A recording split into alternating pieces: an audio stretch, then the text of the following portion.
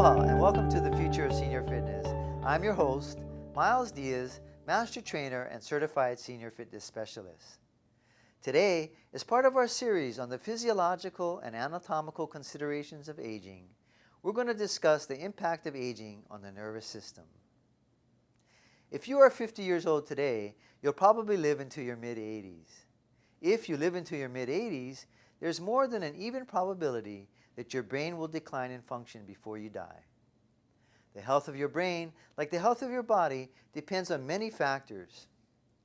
While physical changes are inevitable, the good news is that with continued participation in physical activity, structured exercise, and the proper mental stimuli, we can prevent and reduce the effect of changes to our brain as we age. Can we train our brains in ways that contribute to its rejuvenation as we grow older? To what extent can the brain heal itself with our guidance? Today, we'll answer these important questions and more, but first, let's lay the groundwork with an overview of the nervous system. The nervous system, consisting primarily of the central and peripheral components, is responsible for the initiation and control of all human movement and multiple regulatory functions of the human body. Age-related changes in the musculoskeletal system fall under three areas: structural, sensory, and behavioral. Structural and physiological changes in the nervous system most notably occur in the brain, neurons, neuron cells, and hormones that control activity of the nervous system. Tests show a 10 to 15% decrease in brain matter with age. Aging results in the loss of many neurons within the brain, a decrease in total brain weight, and the thinning of dendritic branches. These dendrites are the primary communication structures between neurons when degeneration occurs. This diminishes the ability to connect with other neurons, and consequently, communication signals travel at a slower rate in the central and peripheral components of the nervous system. Aging also affects communication within the central nervous system and peripheral nervous system via neurotransmitters. Sensory changes with age include vision, hearing, and proprioception. Age-related changes to vision include a decrease of visual acuity, peripheral vision, contrast sensitivity, and depth perception. In addition, aging diminishes the ability to adapt to a dark environment, navigate around obstacles, and maintain balance and mobility. Hearing diminishes with age as older adults experience a decline in hearing acuity, ability to mask irrelevant sounds, and the localization of sound. Finally, proprioception, which is the ability to sense stimuli arising within the body regarding position, motion, and equilibrium, diminishes with aging, primarily at the foot and ankle, which has implications for balance, mobility, and risk for falls. Behavioral changes to the nervous system relate to response speed, the ability to process information, and the ability to learn new motor skills. Response speed diminishes gradually over time. In older adults, slowed response speed is further exaggerated when attempting complex tasks and those that require a distinction between several competing signals. Changes in processing information with aging primarily pertain to attention, learning, memory, and intelligence. Loss of attention and distraction may affect older adults, especially when communicating important information. Older adults retain short-term memory, while long-term memory diminishes with age. While learning and experience remain fairly stable, fluid intelligence decreases with age. Physical activity and aerobic fitness has a significant effect on the structural health of the nervous system, behavioral speed, and prevention of conditions and diseases. Several animal studies show the positive effect of aerobic exercise on the structure of the central nervous system, such as an increase in number of dendrite interconnections and an increase in capillaries in the brain. Human studies that employ MRIs show an increase in blood volume with aerobic exercise in older adults, and a sparing of age-related decline in brain volume among older adults with higher aerobic fitness levels. Aerobic exercise improves behavioral speed, including response speed among physically fit older adults. Human and animal studies show a fitness-cognitive relationship, primarily demonstrating a faster reaction time among young and older adults with high aerobic fitness levels. Additionally, a recent meta-analysis shows improvements in behavioral speed through short-duration exercise. In fact, short-duration exercise programs are as effective as moderate-duration programs. However, longer-duration programs have the greatest benefit on behavioral speed among older adults. Additionally, a combination of aerobic and strength training has a greater effect on the behavioral speed than aerobic training alone. It is well known that physical activity and aerobic fitness significantly affects the health of older adults.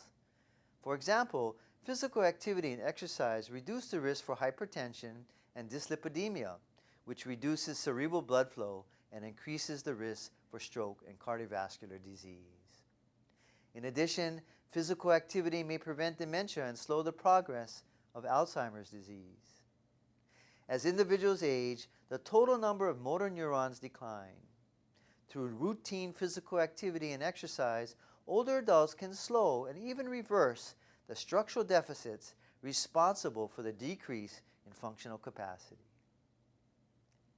To better understand the complexities of the brain as we age, we're fortunate to have Dr. Anthony Morrow join us. Dr. Morrow has been in clinical practice of neurology in Honolulu from 1980 to 2014 at the Queens Medical Center, where he recently retired. He is board certified in neurology, psychiatry, and in internal medicine. He was a past chief of the service division of neurosurgery and neurology at Queens Medical Center and past founder and director of the Movement of Disorder Clinic at the Queens Medical Center. Dr. Morrow, welcome to the Future of Senior Fitness. Thank you. Thank you for being with us here today. So why don't we start by doing an overview of the nervous system? Right. Well, if you looked in a book, you would see the nervous system is the brain, the spinal cord, the nerves, and by extension, the muscles. The brain, I like to think of as who we are. The brain is how we think, what we know. It's our personality and character. The brain encompasses what we wish for, what we like, what we dislike, our anxieties, our fears, our projections, our memories, our anticipations for the future. Really, who a person is their brain, and the brain commands who they are, how they act, and how they interact with the world. That's very fascinating. And with that, of course, the brain also goes through an aging process. Can you define what aging is for us and maybe discuss normal aging and what we can expect when we age? Right. Well, if we're lucky enough, we all age. And I think we all know what aging is. We grow old. And for the brain, what that involves is a decline in abilities. In normal aging, there is a slowing of brain processes. There's a fall off in ability to learn. There's a fall off in speed of solving complex problems. Also, and significant, is the decline in strength, balance, agility. But aging is the process of life as it progresses and is universal. And the changes of aging are universal. In the brain, what this involves is shrinkage. By age 80 to 90, the brain is 10% smaller than it was at the peak of mature health. Numbers of neurons fall off. In the elderly, as many as 1 a second are dying. Brain connections, or the connections between brain cells, age and slow in their interplay. These are the normal aspects of aging, again, universal for everybody. Mhm. Now, what is not normal? I mean, what is like not a loss of ability to learn new skills? Are we able to continue on to increase our physical capacity Sure. and acquire new knowledge? Sure. Well, what aging is not, it's not inevitable infirmity. It's not loss of ability to learn. It's not loss of functional independence. It's not necessarily incapacity. At any age, people can learn. At any age, people can acquire new skills. At any age, people can improve strength, can improve balance, can improve agility. Aging is not decline to dementia. It is not decline to infirmity or incapacity. At any age, people retain the ability to learn. They retain the ability to gain knowledge, to also improve strength, balance, agility. So aging inevitably brings a slowing, but not a stop to the process of building brain health and building abilities, knowledge, and capacity. Okay. And maybe that's a good transition into what this hot buzz term neuroplasticity is. And maybe you can define what that concept is for us and talk a little bit about that. To me, what neuroplasticity is the remodeling of the brain with learning. And again, learning, whether it be cognitive or motor, meaning muscle strength or agility or balance, is retained throughout life.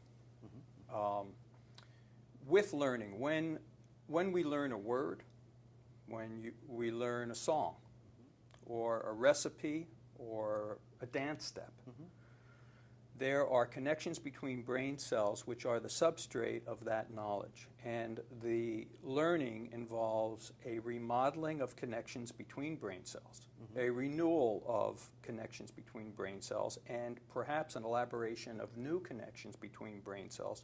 So with learning, the brain, the brain continues to grow and elaborate new function.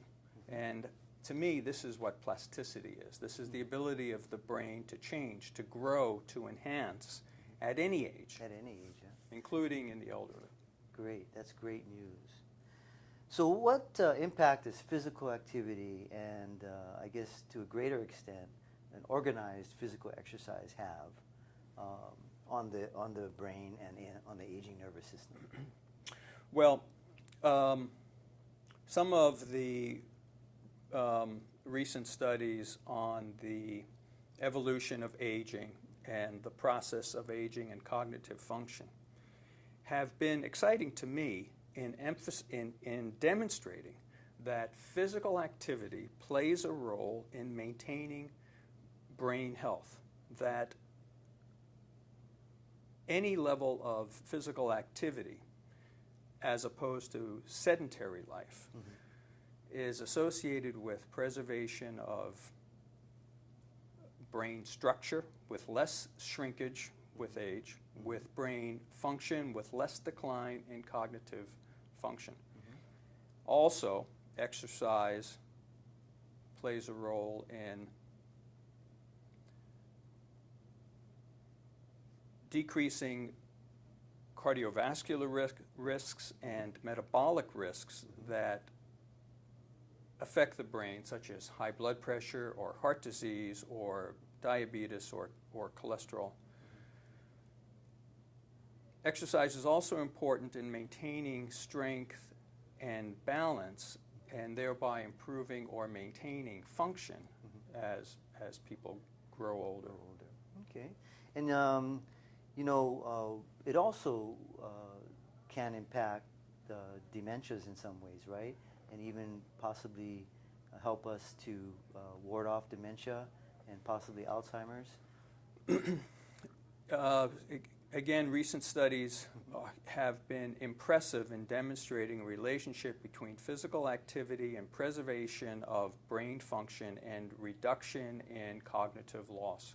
And this is true in normal aging, and it's also true in conditions of disease, such as Alzheimer's disease, that exercise doesn't cure these conditions, and exercise does not reverse aging, but exercise mitigates the effects of either aging or disease in improving cognitive function and reducing actually brain atrophy. So we often have spoken of mind-body relationship, but this is body-mind relationship. Through a process yet to be fully understood, keeping the body active maintains the health of the brain. Great. And there's a lot of research highlighting the important role of new learning and maintaining optimal brain health. Can you talk a little bit about that and how that helps in the preservation of functional independence? When addressing the problems of aging and decline of cognitive function,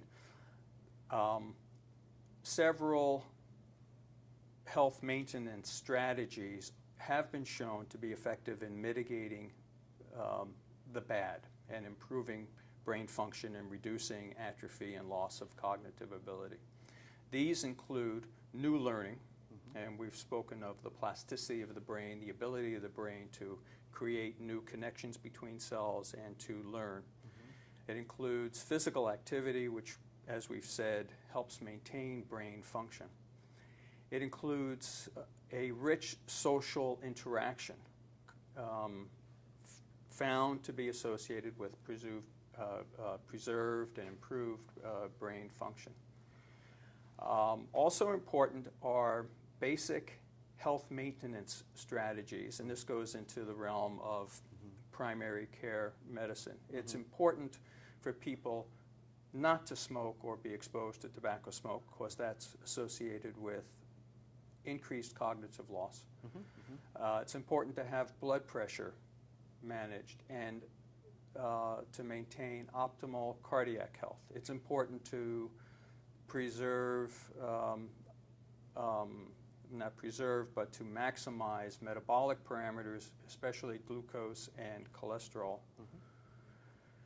And again, exercise plays into all these as well, because, as we said, exercise helps to manage cardiovascular health, high blood pressure, cardiac health, and also manage metabolic stresses, including glucose and cholesterol metabolism. Excellent. And we want to talk a little bit more about common medical conditions and brain ailments. Would you be willing to come back for another episode and discuss that with us? Absolutely. Great. I look forward to that. Thank you. Until then, this is Miles Diaz wishing you the best in health and reminding you that health is your only wealth.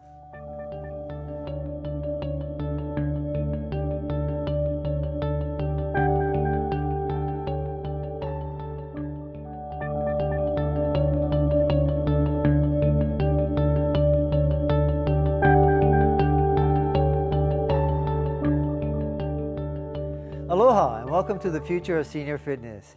I'm your host, Miles Diaz, Master Trainer and Certified Senior Fitness Specialist.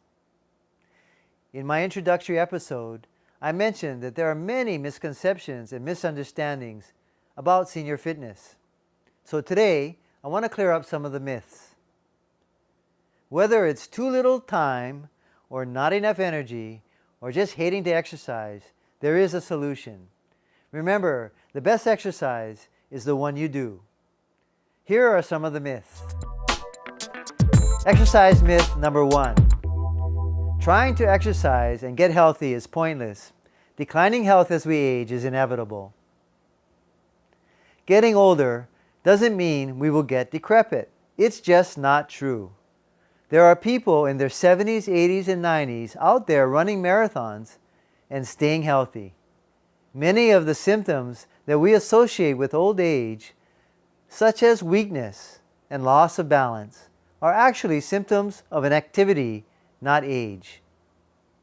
Exercise improves more than your physical health. It can also boost memory, and help prevent dementia. And it can help you maintain your independence. If you stay strong and agile as you age, you'll be more able to keep doing the things you enjoy and less likely to need help. Exercise myth number 2. Exercise isn't safe for someone my age. I don't want to fall and break a hip. Studies show that exercise can reduce your chances of a fall. Exercise builds strength, balance, and agility. Worried about osteoporosis and weak bones? One of the best ways to strengthen them is regular exercise. Exercise myth number 3. I have health problems, so I shouldn't exercise. On the contrary, if you have a chronic health problem, such as arthritis, diabetes, or heart disease, exercise is almost certainly a good idea. Check with a doctor first, but exercise will probably help. Exercise is the best medicine for many health problems. For many people, exercise can do as much, if not more good, than the 5 to 10 medications they take every day. Exercise myth number 4. I'm afraid I might have a heart attack. We've all heard about people who had heart attacks while exercise. It can happen. However, the many health benefits of exercise far exceed the risks. Again, check with your doctor before you begin an exercise program. Inactivity is actually more dangerous than being physically active. Exercise myth number 5. I never really exercised before. It's too late to make a difference in my health. It's never too late to start exercising. Studies have found that even people in their 90s starting an exercise routine can boost muscle strength. I have several clients in their 90s, and I can tell you, it works for them. Other research shows that starting exercise late in life can still cut the risk of health problems such as diabetes and improve other symptoms. Exercise myth number 6. Exercise will hurt my joints. If you're in chronic pain from arthritis, exercising may seem too painful. Truth is, studies show that exercising helps with arthritis pain. One study of people over age 60 with knee arthritis found that those who exercised more had less pain and better joint function. Exercise myth number 7. I don't have time. This is a common myth in all age groups. Experts recommend a minimum of 150 minutes of aerobic exercise a week. That might sound like a lot. It's only a little over 30 minutes a day over 5 days. What's more, you don't have to do it all in one chunk. You can split it up. For instance, take a 15-minute walk in the morning and pedal on a stationary bike for 15 minutes in the evening, and you're done. Exercise myth number 8. I'm too weak to start exercising. Maybe you just recovered from an illness or surgery and are feeling too weak to walk around the block. Maybe you only get out of the chair each day to go to the bathroom. If so, start there. Decide today to get in and out of the chair 10 times. As you do it more, your strength will increase and you can set higher goals. Exercise myth number 9. I'm disabled so I can't exercise. A disability can make exercise challenging, but there is really no excuse for not doing some sort of exercise. I have clients in wheelchairs and they've made significant progress with exercising. Even people who are bedridden can find ways to exercise. A personal trainer can modify exercises to work around your disability. There are lots of ways to get fit at low or no cost. Exercise myth number 10. Gyms are for young people. It's true, the gym scene can be intimidating for older people. However, there are personal trainers who have semi-private and private studios. Many, like me, are willing to travel to your homes. Find an environment where you feel comfortable exercising. Exercise myth number 11. Exercise is boring. Find some activity that you enjoy. If exercise is boring, you're not doing it right. Exercise doesn't even have to feel like exercise. Remember that any physical activity counts. Whether it's catching up with a friend while you walk the mall, or taking a dance class, or chasing your grandchildren, bowling, raking, or gardening, it's a start. Exercise myth number 12. My physical therapist offers the same service as a personal trainer. Personal trainers and physical therapists differ mostly on who they work with. Personal trainers are involved in exercise prescription and instruction. They motivate clients with goal setting and accountability. Their training is often related to strength building, performance enhancement, or weight loss. Education on wellness and exercise and general health is part of a personal trainer's responsibility, and in the case of older adults, helping them to maintain their independence. Physical therapists usually work in a medical setting and are involved with evaluation and treatment. They help patients rehabilitate from a disability, injury, or disease, and help older adults gain back their independence. For a complete comparison of physical therapists and personal trainers, and a list of the myths about seniors and exercise, visit my website. Until next time, this is Miles Diaz wishing you the best in health and reminding you that health is your only wealth.